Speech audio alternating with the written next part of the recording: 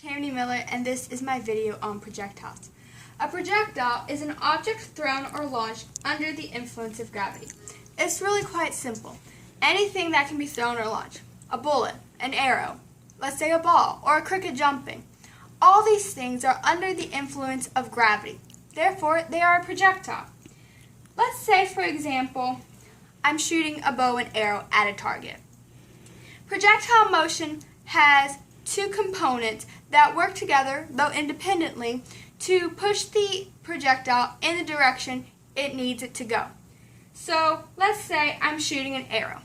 If I shoot my arrow out straight, any archer knows that I'm not going to hit my target because of gravity.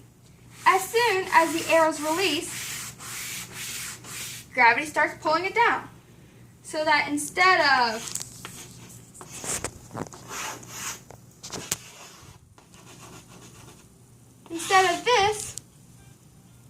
this happens.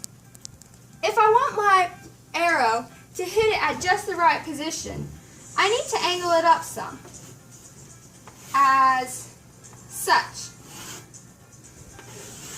I have the same target, but it starts going up until gravity starts pulling it back down. Hopefully I aimed it right and it hit just where I wanted it to. Projectiles have a parabolic curve if we were to graph their motion.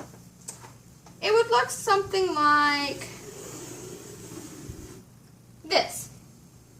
When I first my arrow started going up because I put it at an angle.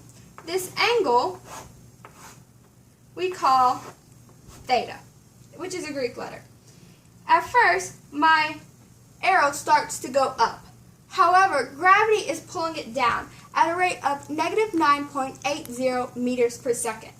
It keeps going until gravity has made it so that any vertical motion that I had put into it from my angle has been completely canceled by gravity so that it only goes horizontal.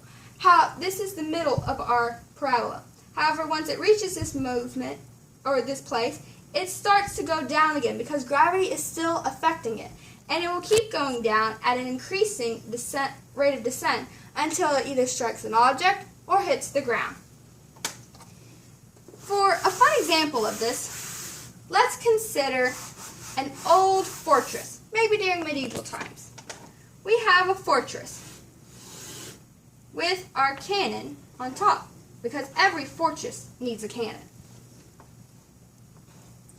Our fortress is 15.0 meters tall, and this fortress is overlooking the water. We want to keep our precious island safe from invading pirates. We don't want these pirates too close. In fact, we want to keep them about, let's say, 75.0 meters away.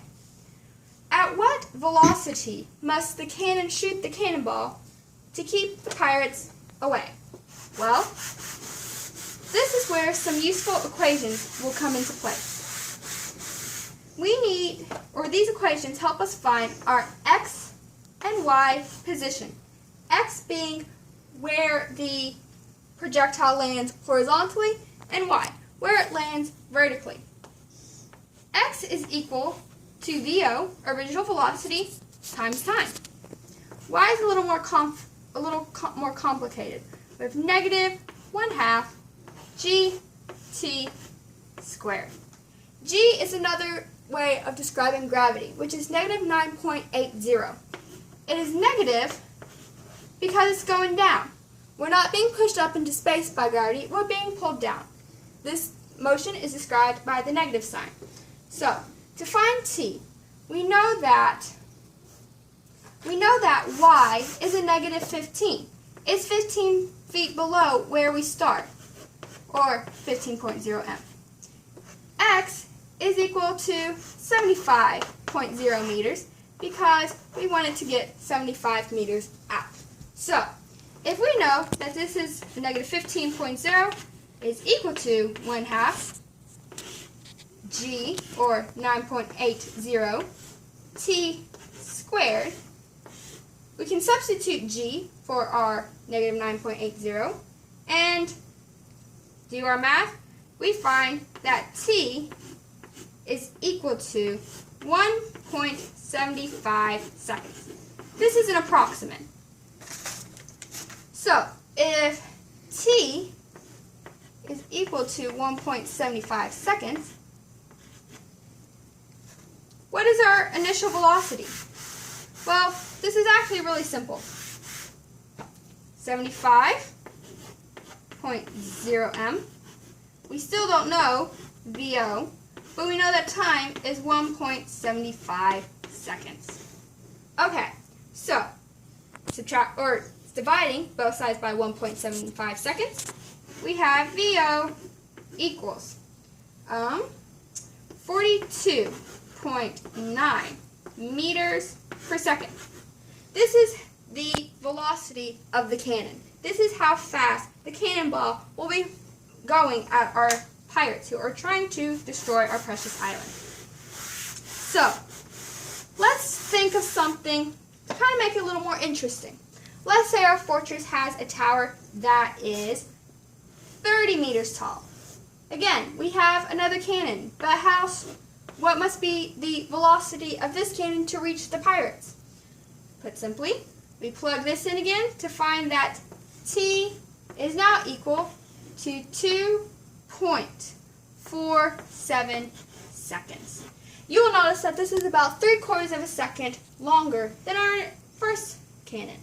This will be very important because if x is still equal to 75.0 meters, VO, we still don't know, and t is 2.47 seconds, then we subtract or divide both sides by 2.47, finding that VO is now equal to a mere 30.4 meters per second.